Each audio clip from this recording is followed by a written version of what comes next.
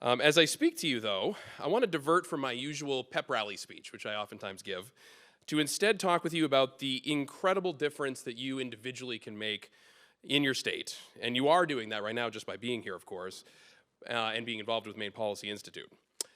To do that, to kind of illustrate this point, I want to tell you an actual individual story, if I can, to highlight how one person made a really significant difference in my life, in the Maine Policy Institute's existence, and in the state of Maine.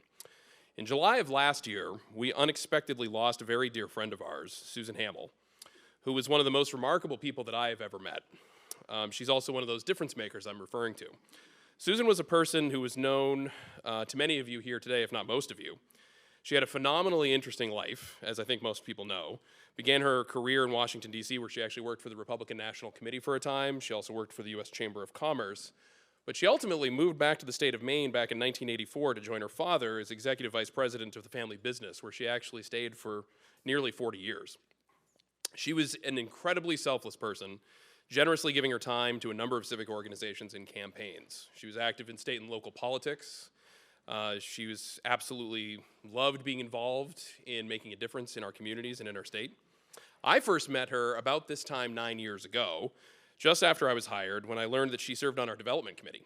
For those who don't know what the development committee is, it's a group of people who help Maine Policy Institute actually raise the money that's necessary to hire our employees, conduct the research that we do, and hold events just like this. Without their hard work, we would not exist. Susan had joined this committee, selflessly sacrificing her time to be a part of it for one reason and one reason only, because she cared. She actually cared. She cared about our organization, of course, and she wanted to help it, but she actually cared more about her state, the state of Maine, and wanted to help it grow and be prosperous. And she believed that she could do that by helping Maine Policy Institute. She cared about the people who lived in our state and wanted them to aspire and achieve, and most importantly, be able to pursue their dreams without being held back or weighed down. She also cared very deeply about the future, which I'll get to in a moment.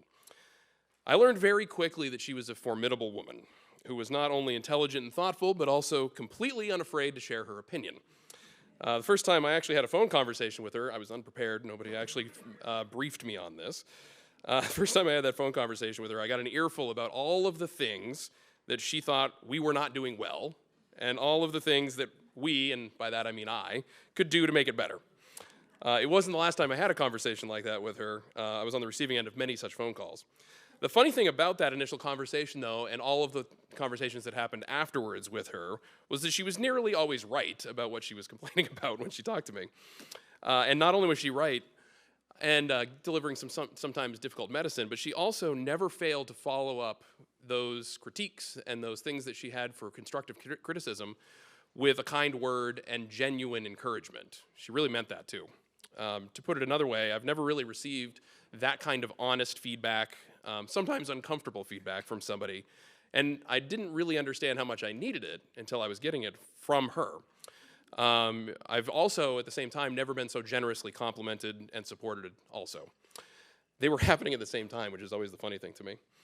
That's a pretty rare gift, I think, in people. I don't really encounter that very often out there and about in the world, and I was lucky enough to be on the receiving end of it often. Whenever the phone call rang or I saw her in person at an event like this, my conversations with her would oftentimes last well over an hour because she had a lot of things to say. There was one thing, though, that as I think back to my many conversations with her over the years, she always kept repeating to me, and she always had in the back of her mind. She always would be at an event like this, come up to me afterwards, and comment on the age of the people in the room. Well, it doesn't matter if it was a happy hour event or it was an event like this. We need to get younger, she would always say to me. And then she would launch into several suggestions on how to actually get that accomplished and how to get people under the age of 200 in the same room with us. I'm now actually happy to say that we actually did listen to quite a few of her pieces of advice and suggestions over the years. We began doing, for instance, evening happy hour events to give young professionals a more realistic opportunity to gather together and hear about our work. We've also placed a greater emphasis on social media channels to actually communicate with people who are under the age of 200 in the places where they talk. We, of course, also are offering programming that's a little bit different than we used to, including Zoom meetings and conversations as well. One thing that always excited her, though, was the development of a robust internship program. We talked about this with her many times over the years. We've had interns, of course, and many of them have actually turned into phenomenal employees of ours. Some of them are here today. Walk around and shake some of my employees' hands, and you might learn that they were an intern at one point. And that's great and everything, but it's never been as robust, as large, as important as it really should be to truly build the next generation of leaders in our state. That's why I'm very pleased to announce to you today that we are launching a new initiative, the Susan K. Hamill Internship Program. You'll note that at your seats and on the tables here today, there is a one-page handout that tells Susan's story on one side and explains the goals of the program. With your help, we're actually going to be able to bring a newer, younger generation of people into our movement, and we're going to arm them with the skills that they need to be successful in a lot of different areas, whether it's policy research, communications, grassroots activism, developmental, organizational fundraising, those types of things. They're going to learn about that fundraising. They're going to learn about media. They're going to learn how to do interviews. They're going to get training in how to actually build a political movement and get the tools they need to advocate for the ideas that they believe in and learn about the philosophies that are underneath all of those ideas. On the back of that handout, of course, there is a giving form. You can fill that out. If you'd like to make a contribution to the Susan K. Hamill Internship Fund, you can fill out the form and return it to any of my employees here today, of course, or if you want to, you can go online to www.mainpolicy.org. I can't believe I just said www.